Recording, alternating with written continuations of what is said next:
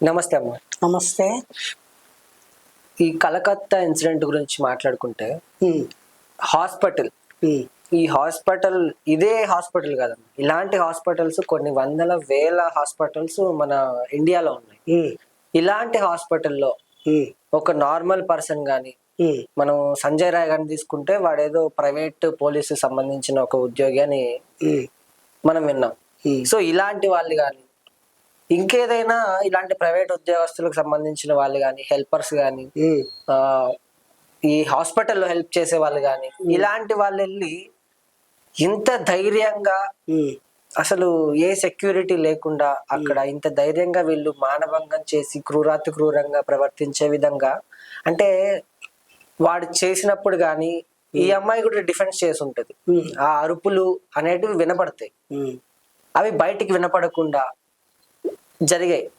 అంటే ఇలా ఎవరైనా వెళ్ళి చేసేయొచ్చమ్మా? దీని గురించి మీరు ఏమంటారమ్మా? అలా కాదండి. ఎవరైనా వెళ్లి చేసేయడానికి కాదు పుట్టించింది తల్లిదండ్రులు.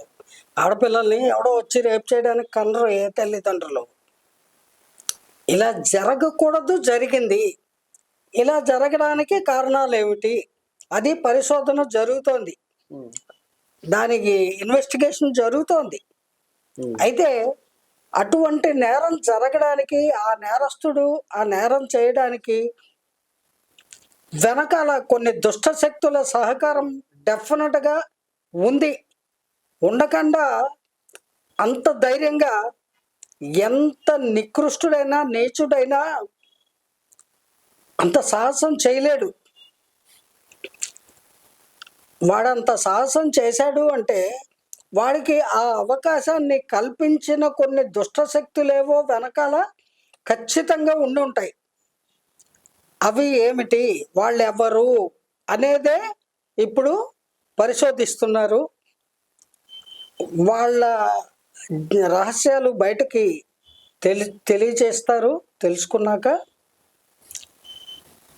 One person alone cannot do any crime without anybody's help అనేది ఈ సంఘటనలో మాత్రం ఎస్పెషల్లీ ఈ హాస్పిటల్లో ఈ ఇంత 100 ఏళ్ల క్రితం కట్టి ఎంతో పాపులారిటీ సాధించినటువంటి ఒక ప్రభుత్వ ఆసుపత్రిలో కలకత్తాలో ఇలాంటి క్రైము, రేప్ అండ్ మర్డర్ జరగడానికి కారణము ఇతను ఒక్కతను మాత్రము కాదు. వెనకాల కొంతమంది ఉండే ఉంటారు. అనుమానంగా ఉన్నటువంటి వాళ్ళందరినీ కూడా తీసుకువెళ్ళారు. వాళ్ళకి రకరకాల టెస్టులు చేస్తున్నారు. వాళ్ళని రకరకాలుగా ప్రశ్నిస్తున్నారు. వాళ్ళ నుంచి నిజాలు రాబడతారు. రాబట్టి అప్పుడు ప్రపంచానికి వెల్లడి చేస్తారు. ఒక్కడి వల్ల అయితే అంత ఈజీగా వాడికి ఆ అవకాశము దొరకదు. ఓకే, ఒకడే వెళ్ళి ఆ నేరం చేశాడు అనేది ముందు వీళ్ళు కలర్ ఇచ్చారు.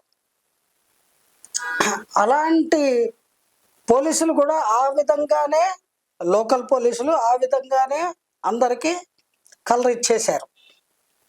కానీ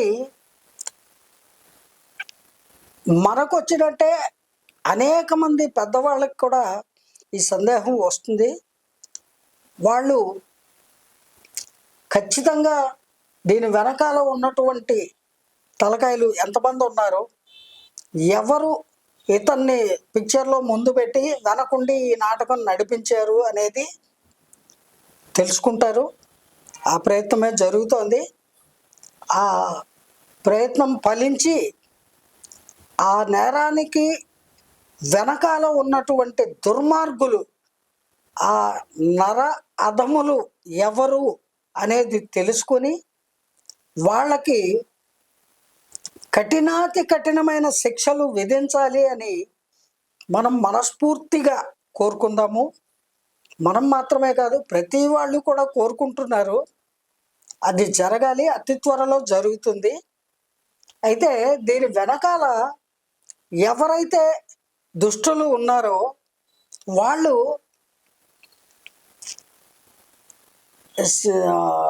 శవాల్ని అమ్ముకోవడము, ఆ హాస్పిటల్లో చనిపోయిన శవాల్ని అమ్మేసుకోవడము, అలాగే ఆ హాస్పిటల్లో మందులు అమ్ముకోవడము, ఆ, తర్వాత ఆ అవయవాలు అమ్మేసుకోవడము, పేషెంట్లు జాయిన్ అయితే వాళ్ళవి, ఈ రకంగా ఆ, ఆ, అనేక దందాలు చేస్తున్నారు.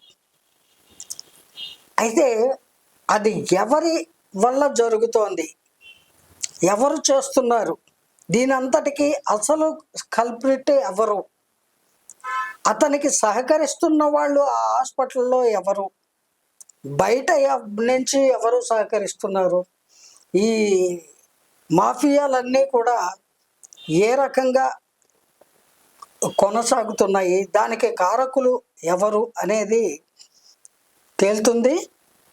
అది తేలడం కోసమే పాపము ఆ మహానుభావురాలు ఆ ప్రాణము త్యాగం చేసిందేమో.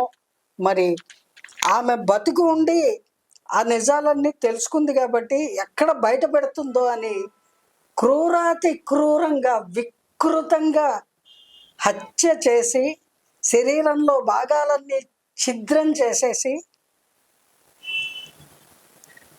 పైపెచ్చు మానభంగం కూడా జరిపించి ఆ మానభంగం చేసిన సీన్ని మాత్రము మెయిన్గా ప్రధాన అంశంలాగా ఎగ్జిబిట్ చేస్తూ ప్రపంచానికి అలా చూపించారు. అంత క్రితం కూడా అనేక మంది 2001, 3, 6, 16, 18, 20 ఇలా సంవత్సరాలు చెప్తున్నారు. ఆఖరికి 23లో కూడా, అంటే లాస్ట్ ఇయర్ కూడా అందులో పనిచేసేటువంటి కొంతమంది ప్రొఫెసర్లు, డాక్టర్లు, మెడికోలు, ఇలా పీజీ చేస్తున్న వాళ్ళు కొంతమంది చనిపోయారట. వాళ్ళ చావులన్నిటికీ ఆత్మహత్యలు లేదా మెంటల్లీ డిజార్డర్ పరిస్థితిలో ఉన్నారు, ఇలా ఏవేవో కారణాలు చూపించి వాళ్ళ చావుల్ని కప్పిపుచ్చేశారు. ఎంతకాలము సత్యాన్ని అణచిపెట్టి దాచిపెడతారు? సత్యమేవ జయతే, ఏదో ఒకరోజు నిజము ప్రపంచానికి తెలుస్తుంది. ఆ తెలిసిన రోజున అసలు నేరస్తులు శిక్షింపబడతారు కఠినాతి కఠినంగా. ఆ విషయం మర్చిపోయి దొంగ అనుకుంటాడు ఆయన దొరికినప్పుడు చూసుకుందామని. దొరికినప్పుడు చూడడానికి ఏముంటుంది, వాడే ఉండడు, చంపేస్తారు, ఉరి శిక్ష వేస్తారు, లేదా యావజ్జీవిత ఖైదు వేస్తారు, లేదా ఇంకేదైనా కొత్తగా శిక్షని కనిపెట్టి సుప్రీంకోర్టు వాళ్ళు కొత్త శిక్షని విధించే అవకాశం కూడా ఉంది. ఇటువంటి నీచులకు విధించాలి. అంచేత అతను ఎవరైతే ఆ రేపిస్ట్ ఉన్నాడో, he alone not did this, వాడు రేపు వరకు చేసి ఉండొచ్చేమో పైశాచికంగా. అందుకు వాడికి అవకాశాన్ని కల్పించిన కల్ప్రిట్లు అక్కడ కొంతమంది ఉన్నారు అని మనం రోజు చూచాయికి చెప్తుంటే వింటున్నాం కదా. కాకపోతే పర్టికులర్గా పలానా వాడు లేదా పలానా వాళ్ళు అని ఈ రాకెట్ని నడుపుతున్న వాళ్ళు ఎవరు, ఈ నీచమైనటువంటి వ్యాపారాలు ప్రాణాలతోటి, మనుషుల అవయవాలతోటి, డ్రగ్స్ తోటి, మనుషుల శీలాలతోటి ఎవరు నాటకాలు ఆడుతున్నారు, ఎవరు ఈ ప్రాణాలని అలా దూది పింజలాగా తీసేస్తున్నారు, తృణప్రాయంగా తీల్చి పారేస్తున్నారు అనేది తేలుస్తారు. అందుకోసము ఆ మహాతల్లి, ఆ అభయ తన ప్రాణాన్ని త్యాగం చేసింది. ఒకవేళ ఆవిడ బతుకుంటే కూడా ఇందుకోసమే ప్రయత్నం చేస్తోంది అని నేను అనుకుంటున్నాను. ఆ ప్రయత్నాన్ని జరగనివ్వకుండా ఆవిడ డైరీలో పేజీని కూడా చింపేశారు, ఆవిడ జీవితాన్ని కూడా చిదిమేశారు, ఆవిడ ప్రాణాన్ని కూడా తీసేశారు. అయితే వికృతంగా చేశారు. ఇక్కడ ఎక్కడ పట్టుబడ్డారు?